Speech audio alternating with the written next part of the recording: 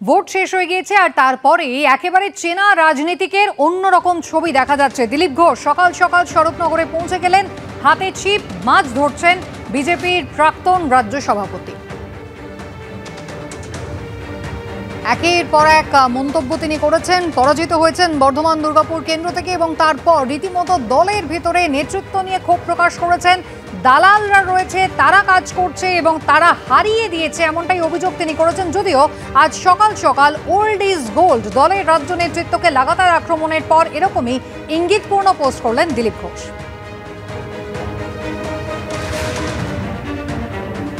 স্বরূপনগরে মাছ ধরছেন দিলীপ ঘোষ। একেবারে রিল্যাক্সড মুডে পাওয়া গেল রাজনীতিককে। যদিও এতদিন পর্যন্ত ভোটের প্রচারে ব্যস্ত ছিলেন, ভোটের পরে একেবারে ফল ঘোষণা হলো, কিছুটা নিরাশ এবং দলের বিরুদ্ধে ক্ষোভ প্রকাশ করতে দেখা গিয়েছিল। যদিও আজকে একেবারে অন্য মুডে পাওয়া গেল দিলীপ ঘোষকে, যদিও আক্রমণ করতে ছাড়েননি তিনি। কি বললেন আমাদের প্রতিনিধিকে শুনুন।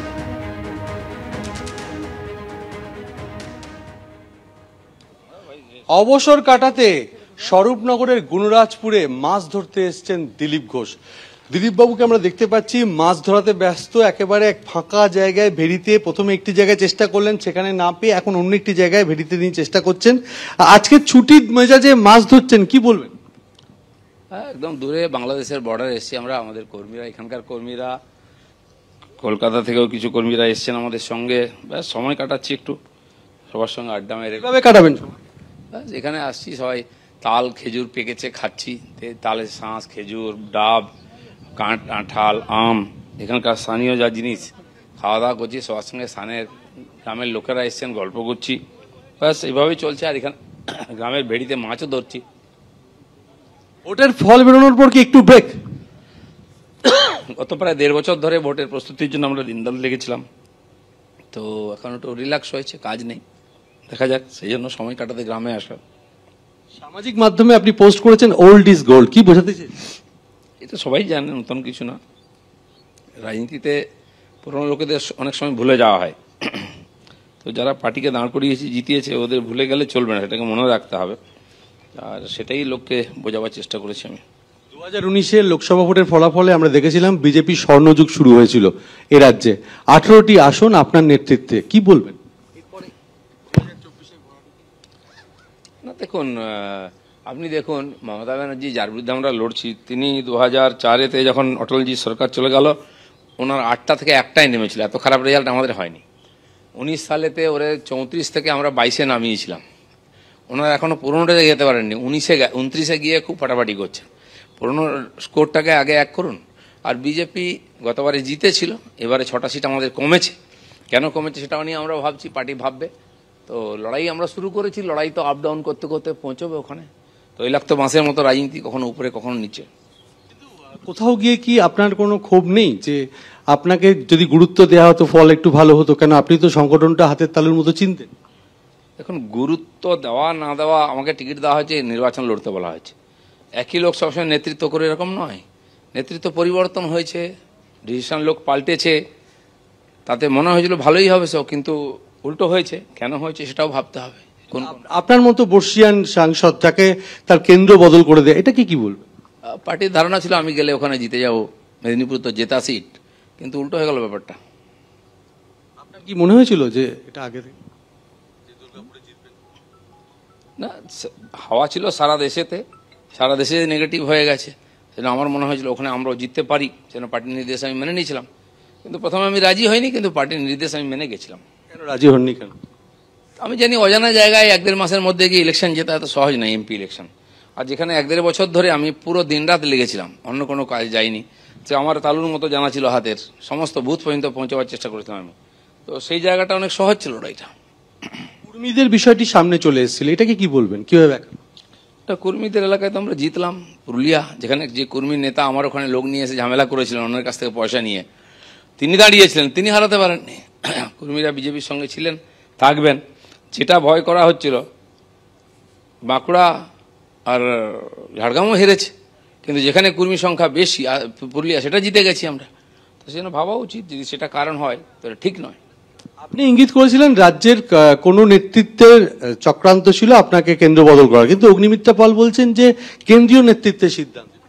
অগ্নিমিত্রা পাল কি করে জানলেন? উনি কি সিদ্ধান্ত নিয়েছেন নাকি? আমি জানি না কে কোথায় লড়বে, আমাকে জিজ্ঞেসও করা হয়নি, জানি না ওনাকে জিজ্ঞেস করা হয়েছিল কিনা। তো সেই জন্য যেই নিক, কেন্দ্র রাজ্য আমি তো কারো কথা বলিনি, যারা ডিসিশন নিয়েছেন তারা ঠিক নেননি, এটা আমি বলতে গেছি। উনি আপনার সঙ্গে একান্তে দেখা করেছিলেন, বলেছিলেন যে উনি দুর্গাপুর চেয়েছিলেন, আপনার মেদিনীপুর হলে ভালো হতো, এটা কি বিষয়? ওনার ইচ্ছা উনি প্রকাশ করেছেন, উনি ওখানে যেতে খুশি হননি, আমি এখানে গিয়ে খুশি হয়নি, কিন্তু পার্টি যা বলেছে আমরা মেনে নিয়েছি। পার্টির ভাবা উচিত এটা ঠিক হয়েছে কিনা। উনি বলছেন মাত্র এত কম সময় পেয়েও উনি আপনার কাছাকাছি ভোট পেয়েছেন ওই লোকসভা কেন্দ্র। যে ভোট বাড়ে প্রতি বছর 50,000, 1 লাখ, সেই ভোটটাকে পার্সেন্টেজ দেখতে হয়, ভোট নয়। গতবারের চেয়ে আমরা ভোট একই আছি, তো 5 বছরে কি পশ্চিমবাংলায় ভোট এক আছে? সেটার সঙ্গে তুলনা করে তো মূর্খামি। এইসব বলে পিঠ বাঁচানো যায়, পার্টি বাঁচানো যায় না। কম ব্যবধানে হেরেছেন, মাত্র 27,000 ভোট। আমি তো 87,000-এ জিতেছিলাম, তো কোনটা কাছাকাছি? ওই ওনার হারের কারণটা কি আপনার? উনি বলতে পারেন, আমি বলতে পারবো না। আপনি তো ওই এলাকাটা হাতের তালুর মতো চিনতেন, যেটা বললেন যে 1.5 বছর ধরে আপনি প্রস্তুত। ক্যান্ডিডেট বদল করা, ওখানকার কার্যকর্তারাই এখন বলছেন যে আমরা দিলীপ সালে জিতে যেতাম। এখন অনেক কিছু অনুমান করা যেতে পারে, কোনটা ঠিক সেটা তো সময় বলবে। আপনার যিনি উত্তরসূরি, যিনি রাজ্যকে নেতৃত্ব দিচ্ছেন, তার পারফরমেন্স নিয়ে আপনি কি বলবেন বর্ষিয়ান নেতা হিসেবে? কে?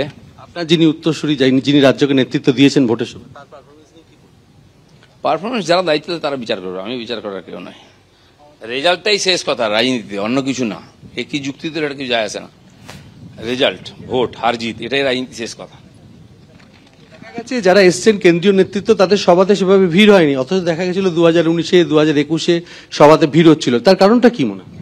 তার কারণ সংগঠন দুর্বল হয়েছে এবং অন্যান্য যে অদল বদল হয়েছে পার্টির মধ্যে বাইরে, সেটা হয়তো মানুষ ভালোভাবে নেয়নি, আর ভোটেও তার প্রভাব পড়েছে। অদল বদল বলতে কি বলতে চাই? সাংগঠনিক অদল বদল যেটা হয়েছে, তাদের উপরে লোক আস্থা রাখতে পারেনি, কর্মীরাও বেরোননি সেই জন্য অনেকেই। তো তাদের ভাবা উচিত কোথায় গন্ডগোলটা আছে। ঘন ঘন জেলা সভাপতি বদল, এটা কিভাবে দেখবেন? রাজনীতিতে নেতৃত্ব প্রতিষ্ঠা করতে গেলে অনেক বছর পরিশ্রম করতে হয়, কাজ করতে হয়, পরীক্ষা দিতে হয়, লোকের কাছে থাকতে হয়, লোক তারপরে গ্রহণ করে। রাতারাতি কেউ এলে আমি পার্টির নেতা বানাতে পারি, জনগণের নেতা বানাতে পারি না তাকে।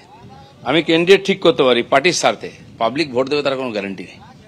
তো এরকম নেতৃত্ব তৈরি করতে সময় লাগে, নিজেকে তপস্যা করতে হয়, পার্টিকেও সময় দিতে হয়। সেটা না দিলে সেই লোকটা একটা জায়গায় দায়িত্ব নিয়েছে, লোকজন কর্মীদের বুঝতে সময় লাগে, তাদের সঙ্গে টাই আপ করতে হয়। সেটা না হলে তাড়াতাড়ি করলে তো হয় না। সেই জন্য নেতৃত্বের অসুবিধা আছে, আমাদের বাইরে থেকে নেতা আনতে হচ্ছে। ঘন ঘন নেতৃত্বের বদল কি এই হারের অন্যতম কারণ? সবই বিচার করা উচিত, কোন কোনগুলো দায়ী আছে, সবই হতে পারে। একটা জিনিস অগ্নিমিত্রা পাল বলছে যে আপনার কর্মীরা প্রথমে নামেননি, পরে নেমেছিলেন, সেটা কি তাই? বলে কেউ নাই।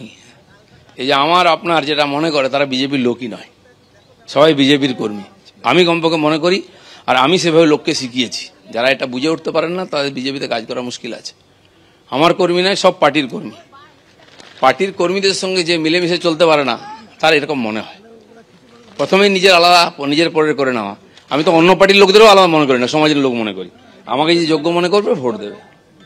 অন্য দল থেকে আসা নেতারা কি আপনাদের দলে বেশি গুরুত্ব পাচ্ছেন, কি মনে হয়? যে আসবে তাকে তো গুরুত্ব দিতেই হবে, নাহলে সে থাকবে কেন? কিন্তু সে দলকে কতটা বুঝবে? যিনি অনেকদিন থেকে দল করছেন তিনি তো আরো ভালো বুঝবেন। সে তো বটেই, তিনি কেন এসছেন সে ব্যাপারটা আগে বোঝা উচিত। যদি আদর্শের জন্য কেউ আসে, সে তো পার্টি কবে বড় হবে তার অপেক্ষা করবে না, সে তো পার্টিকে বড় করার জন্যই আসবে। আর পার্টি বড় হয়ে গেলে যে আসবে, তার পরীক্ষা নেওয়া উচিত। কেন কি অনেকে গেছে, চলে গেছে, চলে এসছে, আবার গেছে, এসেছে, এটা মানুষ ভালোভাবে নেয় না তো রাজনীতিতে।